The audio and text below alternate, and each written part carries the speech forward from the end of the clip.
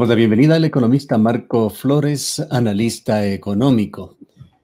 Economista Flores, con atención, el país sigue a Guillermo Lasso a la espera de decisiones de carácter económico que las anunció, que se presentarían por lo menos en forma de reforma tributaria desde el primer día. Se vienen dilatando las cosas, algunos mensajes ha dado el presidente que dejan una impresión general de un Estado, el fisco sin dinero, y la intención del presidente de pasar alguna parte de las funciones que usualmente ha manejado en estos últimos años, por lo menos el Estado ecuatoriano, al sector privado. ¿Cuáles son sus primeras impresiones? Bueno, lo primero es que no es verdad, como dijo Moreno y su ministro de Finanzas, de que la economía quedaba enrumbada, ordenada y lista para despegar, como dijeron ellos. Aquí mismo con usted, Gustavo, y un saludo. Debía haber comenzado saludándole a usted y a la audiencia, y lo hago cordial y afectuosamente. Aquí mismo en este programa, en más de una oportunidad, le había señalado que la economía ecuatoriana se encuentra en una dificilísima situación por los problemas gravísimos en empleo, en crecimiento económico y en el inusitado crecimiento de la pobreza. Esto es lo que ha heredado el presidente Lasso. Por supuesto que él conocía perfectamente cuál era el estado de la economía ecuatoriana. Ahora, lo que hay que hacer es comenzar a resolver los problemas. Y aquí lo que se plantea fundamentalmente, y habrá que ver cuál es la decisión, por lo menos del lado del gobierno, es una disyuntiva. O se sigue con el modelo que ha seguido el Ecuador, el modelo que siguió Moreno, de la austeridad expansiva, ¿no es cierto?, y de la devaluación interna, que no es otra cosa que generar mayor desempleo, sacarle a la gente de su trabajo, reducir los salarios, lo que ha venido haciendo Moreno, destruir prácticamente la inversión pública y sobre todo la inversión social, lo cual ha significado un grave impacto en el crecimiento económico que, unido a la pandemia, ha significado la caída de la economía ecuatoriana el año pasado en alrededor del 8%. Es decir, la caída del PIB en alrededor del 8%. Y por supuesto con un crecimiento nunca visto de la pobreza en el Ecuador. Tanto que la CEPAL le coloca al Ecuador como el país junto con Honduras y México de mayor crecimiento de la pobreza crítica. En el Ecuador hay casi 6 millones de personas que viven con menos de $3 diarios, viven con $85 al mes, casi 6 millones de personas. Pero además hay 2.650.000 personas que están viviendo con $1.47 al día, es decir, alrededor de $45 al mes.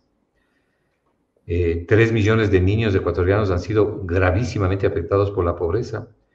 Un 25% de niños menores de 5 años tienen graves problemas de malnutrición, ¿no?, y graves problemas de cognitividad justamente por la mala nutrición.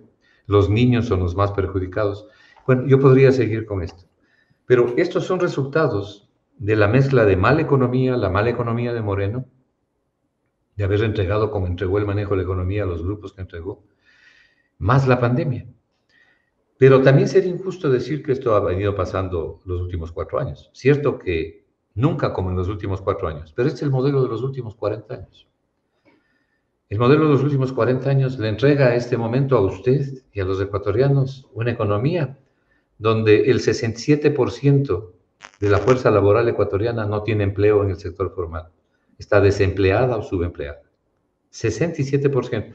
Es decir, únicamente 3 de cada 10 personas trabajan en el sector formal, aportan a la seguridad social. Este es uno de los motivos básicos por la cual la seguridad social tiene tan graves problemas financieros. Son muy pocos los aportantes, pues, porque solo 3 de cada 10 trabajan. Los otros están en informalidad o abiertamente desempleados, sin ingresos.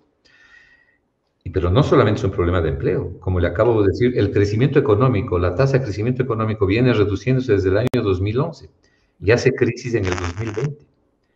Y aparte de esto, usted tiene un problema muy serio de pobreza, como le acabo de señalar. Pero, ¿qué le dicen a usted las declaraciones, por lo menos, porque no hemos visto aún acciones concretas del gobierno? ¿Va a seguir el mismo rumbo o van a darse golpes de timón? Bueno, ese es el punto. Frente a este modelo está el otro camino, lo que yo llamo el otro camino. El camino que privilegia el crecimiento económico. El camino viejo no privilegia el crecimiento económico, privilegia la contracción económica porque reduce drásticamente la inversión pública, prácticamente apaga el motor de la inversión pública y nos deja solo con el motor de la inversión privada, que como ya sabemos está seriamente averiado no solo por la mala economía, sino por la pandemia. Entonces, privilegia el otro camino, el nuevo camino, privilegia la inversión pública. La inversión social en educación, en salud, en obra pública, y por supuesto contrasta con el otro camino de manera dramática, El crecimiento económico, Gustavo, contrariamente a los que han seguido y han patrocinado el camino viejo que nos ha llevado a la situación en la que estamos tantos años, el crecimiento económico no está reñido con la responsabilidad fiscal. Pero usted primero tiene que, en el nuevo camino, rescatar a las familias de la pobreza. Y para eso requiere crecimiento económico y requiere empleo, requiere reconstruir la economía y el empleo. Tiene que rescatar primero a las familias ecuatorianas. Los equilibrios macroeconómicos no son fines en sí mismos, son medios para llegar a los objetivos. Y los objetivos son la lucha contra la pobreza, porque la economía se basa en fundamentos y principios económicos, pero sobre todo morales y éticos. Ahora, economista Flores, aquí nos confundimos un poco. Teníamos entendido de que el expresidente Correa creó un Estado demasiado grande, demasiado obeso, y este no fue modificado, por lo menos significativamente, por el siguiente gobierno de Lenín Moreno.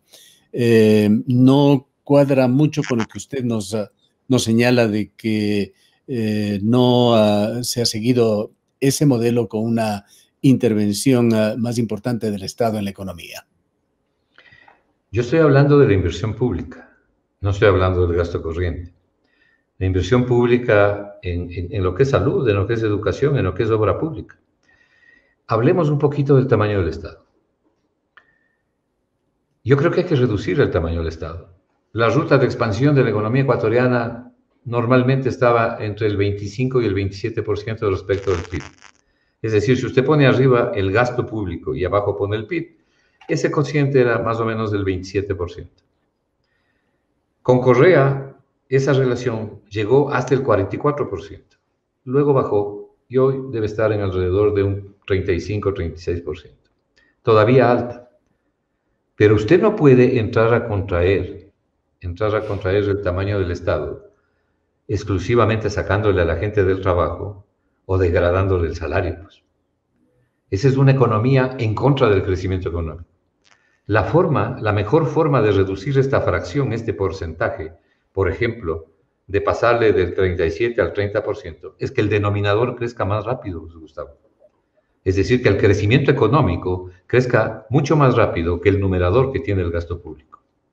Y eso es lo que hacen los países que tienen éxito. Eso es lo que hizo Luis Arce Catacora en Bolivia, en lo que se dio en llamar el famoso milagro boliviano. Y redujo la pobreza nada más y nada menos con 38%. Claro, pero esto vendría, como usted señala, con el éxito. Cualquiera que sea el modelo, si no hay éxito, no hay ese crecimiento. Bueno, ventajosamente el nuevo camino, este modelo que yo lo estoy señalando, siempre ha tenido éxito, porque privilegia y toca lo que debe tocar. El punto sustantivo es el que usted mismo ha dicho. El presidente de la República tiene que decidir qué modelo quiere seguir. ¿Va a seguir en la economía contractiva, en la economía recesiva, que ha perjudicado el empleo, que ha perjudicado el crecimiento económico? ¿O va a buscar un modelo alternativo como el que yo le estoy señalando, modelo con responsabilidad fiscal, que, por supuesto, priorice la inversión pública?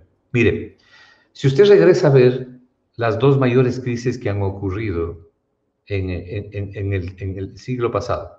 ¿Cuáles son? La de los años 30, lo que se conoció como la Gran Depresión. Y luego, en el año 2008, en lo que se conoció como la crisis de las hipotecas. En los años 30, la Gran Depresión liquidó la economía mundial. ¿Y cuál fue la forma de salir de la economía, de la Gran Depresión? Favoreciendo el incremento de lo que se conoce como la demanda global de la economía. Y un componente sustantivo de la demanda global es el consumo. El consumo en el Ecuador, el consumo de las familias ha caído en picada. Por eso han caído las compras y las ventas. Y como caen las compras y las ventas, cae el empleo porque nadie contrata mano de obra si no tiene a quien vender lo que produce. Paralelamente, el gobierno cerró la llave de la inversión pública y se dedicó a contraer más la economía. Por eso tiene el desastre de economía que tiene. Entonces, lo que usted tiene que hacer es meter dinero en la economía. Y para meter dinero en la economía hay que seguir unos ciertos caminos para poder obtener el dinero. Uno de esos es llegar a los multilaterales. Por ejemplo, yo creo que el presidente Lasso, él sabrá lo que hace, pero por lo menos si a mí me preguntaría, le diría, usted tiene que lograr que el Fondo Monetario le libere de subir el IVA al 15%, porque la economía ecuatoriana no está en condiciones de poder resistir. Cuando hablo de la economía ecuatoriana me refiero a las familias. Pero además le diría, no elimine, no comience a reducir ahora el impuesto a la salida de divisas, porque el impuesto a la salida de divisas es del 7.4% de la recaudación y no tenemos dinero en la caja fiscal. Primero recupere la economía, recupere el crecimiento económico. En lugar de bajar el impuesto a la salida de divisas, reduzca el IVA. Baje el IVA al 5% para restaurantes, hoteles, sector turismo, pequeños emprendimientos, pequeñas cafeterías, lo que han hecho 24 países en el mundo, comenzando por Alemania. Baje por un año el IVA al 5% y luego evaluamos a dónde se sube. Elimine el IVA en compras de hasta $100 en 3 días en el año para favorecer el consumo, impulse el consumo y las buenas expectativas. Cuando la economía comienza a crecer, se va a ir reduciendo el tamaño del Estado y entonces usted podrá comenzar a eliminar, porque hay que eliminar, pero no ahora, el impuesto a la salida de divisas. Entonces, en economía hay algo que es importante observar, que es la oportunidad, lo que llamamos los economistas el timing, la oportunidad de la medida, cuándo toma la medida y en qué dirección toma la medida. Economista Flores, usted y el economista Alberto Acosta Burneo, entiendo, vienen y pregonan escuelas totalmente diferentes en cuanto a su visión de economía, pero hay puntos coincidentes, de la reducción del gasto público, de la necesidad de catalizar la economía con dinero. Quizá la diferencia está en de dónde proviene ese dinero para catalizarlo. Alberto Acosta, y le mencionamos a él porque ayer manteníamos un diálogo sobre similares temas, él percibe que lo que va a tratar de hacer el gobierno de Guillermo Lasso es reducir el gasto público, pero fomentando a la inversión y la producción privada en el sentido de darles facilidades para que ellos sean quienes inyecten ese dinero a la economía. Decía que el Estado no va a pretender ser el generador de empleo ni de riqueza, pero sí facilitarlo. Claro, esa es una óptica totalmente diferente, ¿no? Yo no estoy, por si acaso, patrocinando el crecimiento del Estado, ni el crecimiento del gasto público ocioso, ni mucho menos. Lo que estoy diciendo es que hay que hacer las cosas en la oportunidad de vida. Usted no puede entrar a desmantelar el empleo público en una época de semejante pobreza y de semejante contracción económica, porque entonces usted liquida a centenares de familias y les lleva a la pobreza, y de la pobreza una parte pasa a la delincuencia. La oportunidad de la medida es crucial. El timing es una parte de las medidas económicas y de la política económica. Por otro lado, la inversión pública es clave, pues, Gustavo. Si usted reduce la inversión pública en salud, en educación, para señalar solamente 2 sectores sociales importantes, salud y educación, ¿quiénes son los más afectados? No es afectado el economista que usted acaba de citar, porque él no se cura en hospitales públicos, ni sus hijos asisten a escuelas públicas. Pero los hijos de la clase media y de los pobres, y de los más vulnerables son los que no pueden valerse por sí mismos. Los hijos de ellos sí van pues a las escuelas públicas y a los médicos públicos y a los hospitales públicos y a la seguridad social, por lo menos la que hay. Entonces, cuando a uno no le pasa, puede decir ese tipo de cosas, pero la gente que las vive, en cambio, está pensando de manera diferente y requiere la ayuda del Estado. Analizando con sutileza los discursos de economista Flores, ¿qué le dice usted lo expresado en estos últimos días, hasta el día de ayer, por el nuevo presidente? Él en varios mensajes ha señalado que no hay dinero en las arcas del Estado. Y el día de ayer llegó a hacer un llamado en este tema tan crítico de la vacuna al empresariado ecuatoriano para que done vacunas. Bueno, Creo que lo primero que tiene que hacer, y entiendo que ya lo ha hecho el presidente de la República, es conversar con el Fondo Monetario para reducir la condicionalidad del fondo. Es imposible que el fondo le siga exigiendo al Ecuador, en una situación tan crítica y en medio de la pandemia, que sube el IVA al 15%. Esto es verdaderamente un absurdo, ¿no? Eso está pidiendo el Fondo Monetario. No solo que está pidiendo, sino que está firmado por el gobierno de Moreno y está por escrito en el convenio firmado con el Fondo Monetario. Le pide al Ecuador un déficit fiscal para este año de alrededor de 2.800 millones. Imposible. El déficit estará en alrededor de 6.000, si las necesidades de financiamiento son 12.000 millones.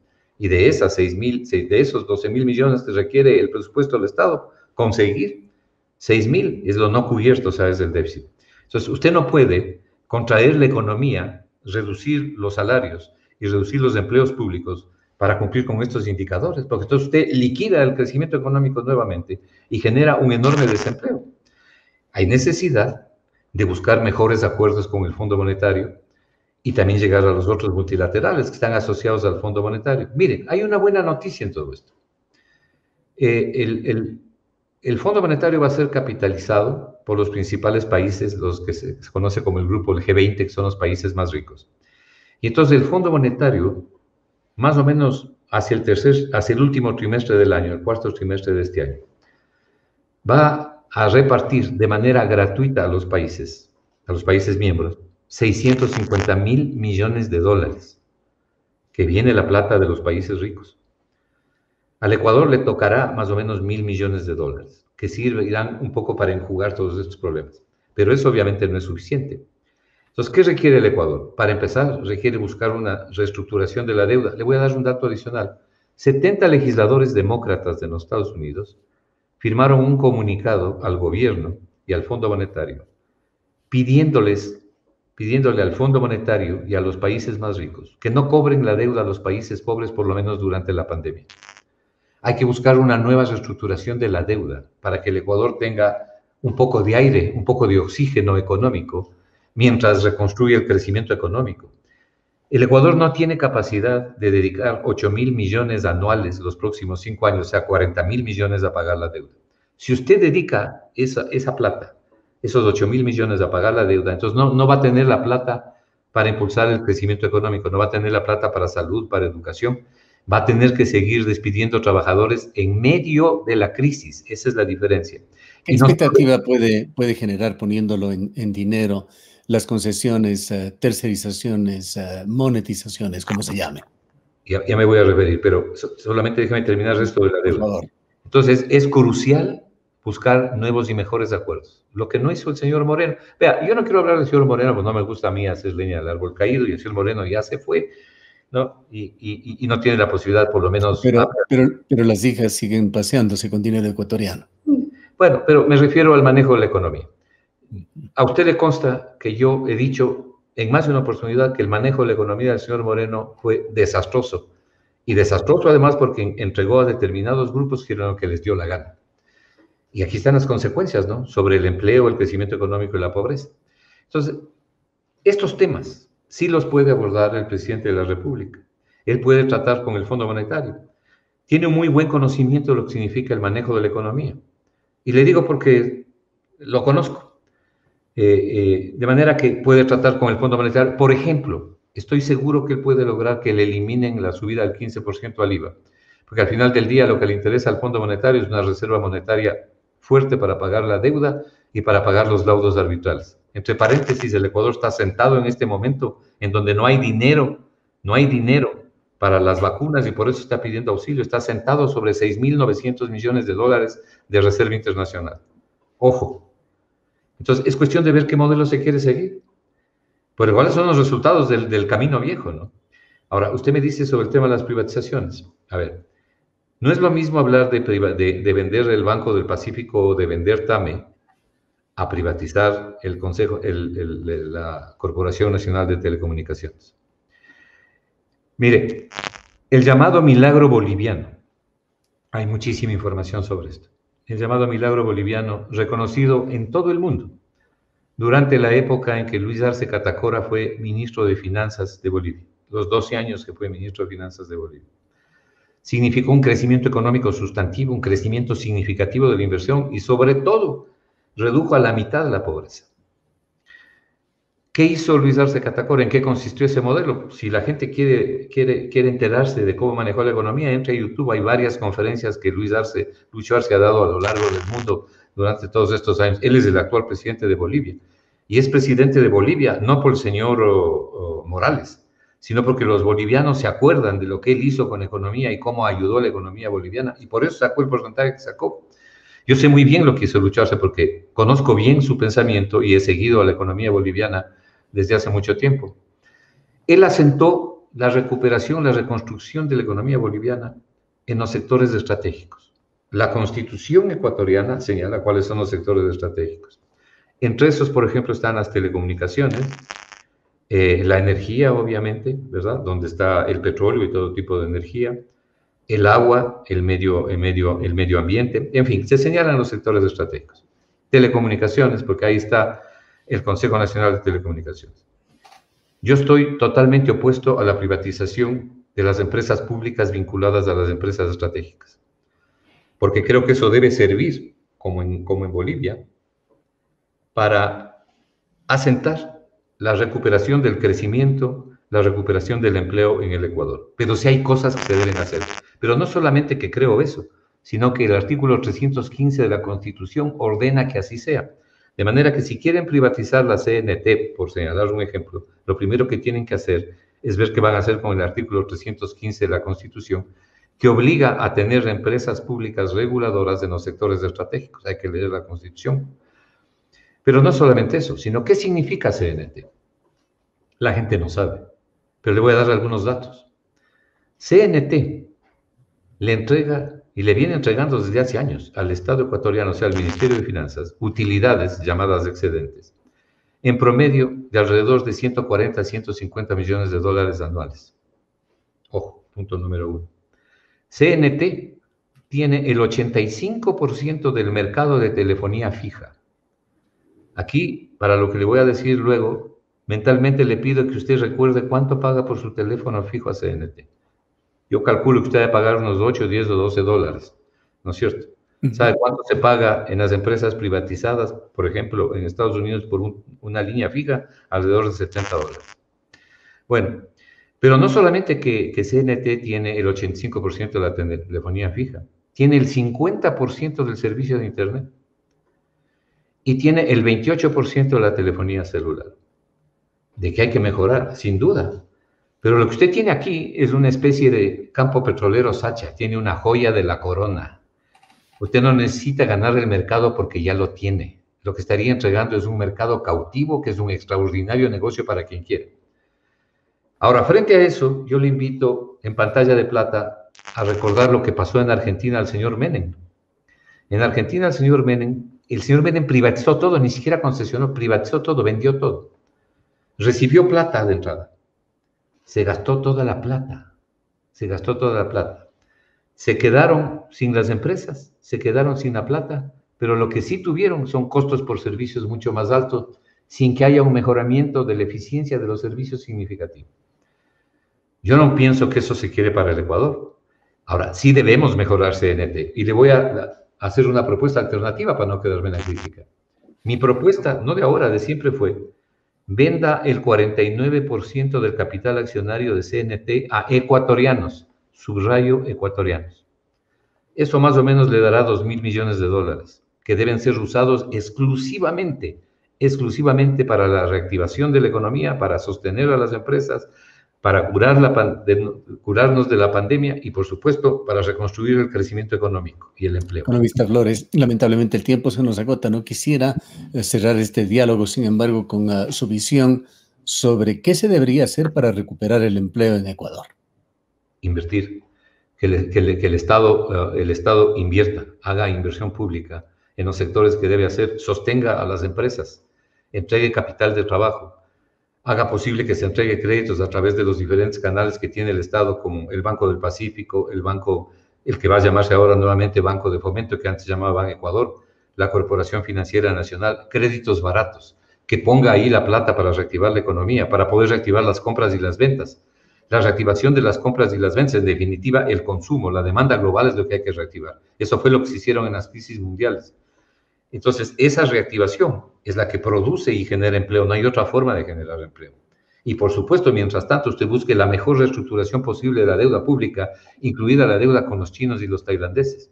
Pero no solamente eso, sino que llegue a mejores acuerdos con los multilaterales y sobre todo con el Fondo Monetario, y reciba todos los créditos que pueda obtener el Ecuador, los créditos baratos de otros multilaterales como el BID, por ejemplo. La CAF, aunque la CAF no es tan barato que digamos, pero hay en el mundo créditos todavía baratos que el Ecuador puede obtener, porque el Ecuador hoy por hoy no puede llegar a los mercados internacionales. Mire, vale la pena señalar esto. El riesgo país ha bajado casi 500 puntos y esa es una buena noticia. Pero sin embargo, el Ecuador no puede realizar nuevas emisiones porque no hay demanda por los papeles ecuatorianos. Y no hay demanda por los papeles ecuatorianos porque otra de las tareas fundamentales del presidente Lasso es reconstruir no solamente la economía y el empleo, sino reconstruir la institucionalidad y el Estado de Derecho. Porque si eso no ocurre, no va a venir la inversión aquí en el Ecuador y solamente tendremos la inversión nacional y pública. Muchas gracias, economista Flores. Muy amable. Ha escuchado al economista Marco Flores, analista económico. Nos vamos a una breve pausa.